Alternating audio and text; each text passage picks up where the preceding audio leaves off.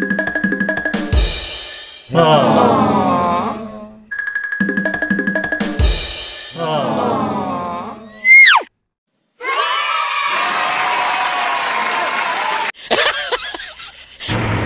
guys, for today's video nga pala guys, hugas muna ako ng plato. Marami ng maruruming plato guys, kailangan na hugasan. Wala kasi yung kasama ko rito, nasa kanyang school, kaya ako muna maghuhugas. Tara, samahan niyo ako maghugas ng plato. Akala niyo hindi ako marunong maghugas ng plato ha. Diyan kayo nagkakamali. Wala nang intro, maghugas na tayo ng plato. Gunggong! Barinig kita sa mukha eh! Ito, nakalatag na sa mesa yung mga hugasin ko guys. Ayan, may tubig na tayo sa balde, may sponge, sabon, palanggana, at ito yung mga hugasin kong plato. Sasabunin ko na lang yan, inanlawan ko na yan muna para matanggal ang dumi.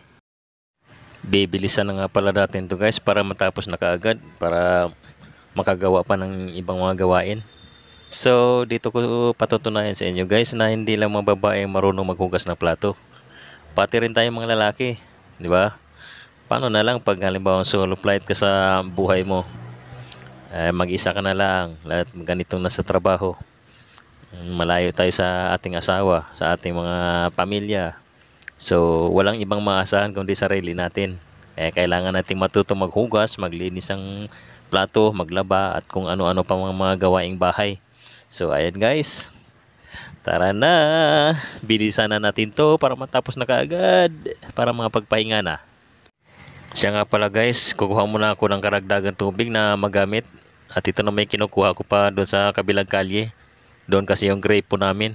Kaya tis-tis guys, kailangan nating magsipag sa pag-iigib. Ayan na, paparating na ako guys. Ito na yung 2 baldi karagdagan. Ayan, kasi gagamitin ko pa to, pa hindi lang sa paglilinis ng plato, pati din sa paglalaba mamaya.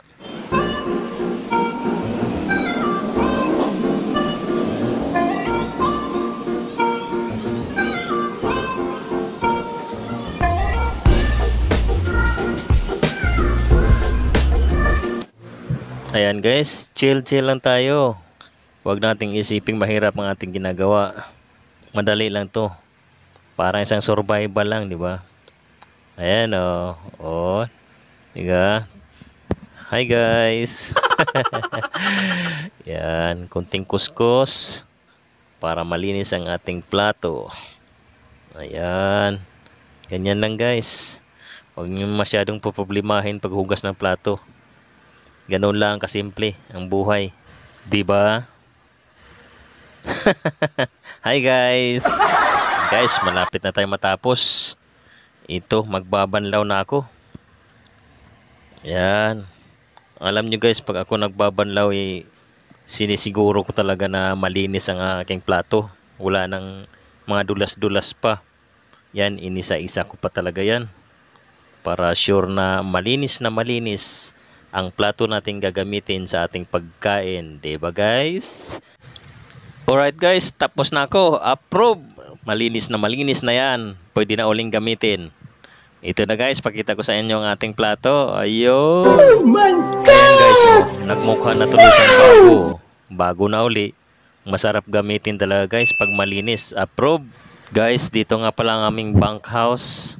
Kaya ibabalik natin to sa kanyang pinaglalagyan. Dito sa kanyang tray. Ayan, malinis na yan. Pwede na uling gagamitin sa mga taong kakain. Ayan, approve.